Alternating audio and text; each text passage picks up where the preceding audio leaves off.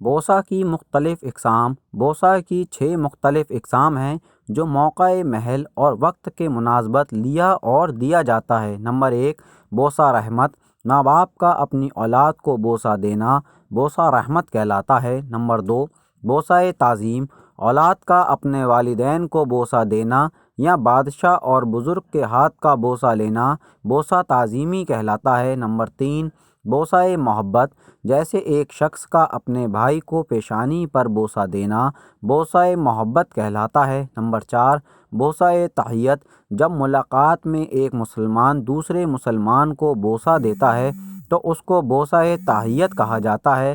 Number 5، بوسہ شہوت، جب میاں بیوی ایک دوسرے کو بوسہ دیتے اور لیتے ہیں تو اس کو بوسہ شہوت کہا جاتا ہے۔ نمبر 6، بوسہ دیانت، جیسے کہ حجر اسود کو بوسہ دیا جاتا ہے اس کو بوسہ دیانت کہا جاتا ہے۔ بچوں میں محبت کے جذبات بڑھانے اور غصے کی تسکین کے لیے بوسے کا اہم کردار رہا ہے۔ یہ بڑے اور چھوٹے کے درمیان محبت قلبی کا سبب ہے اور یہ اس بات کی دلیل ہے کہ بڑے کو چھوٹے کے ساتھ محبت الفت ہے۔ اس طرح یہ بھی ظاہر ہوتا ہے بڑا چھوٹے کے ساتھ توجہ سے پیش آ رہا ہے، اس سے بچے کو دل پر بڑے اثرات مرتب ہوتے ہیں اور اس کے دل میں یہ بھی جذبہ پیدا ہوتا ہے کہ وہ اپنے ساتھ رہنے والوں کے ساتھ محبت سے پیش آئے۔ لیکن سب سے بڑی بات یہ ہے کہ یہ سنت نبوی ہے۔ حضرت عائشہ صدیقہ رضی اللہ تعالی عنہ فرماتی ہیں کہ کچھ عربی نبی کریم صلی اللہ علیہ وسلم کی خدمت میں حاضر ہوئے اور کہنے لگے، آپ اپنے بچوں کو بوسہ دیتے ہیں؟ آپ صلی اللہ علیہ وسلم نے فرمایا، جی ہاں۔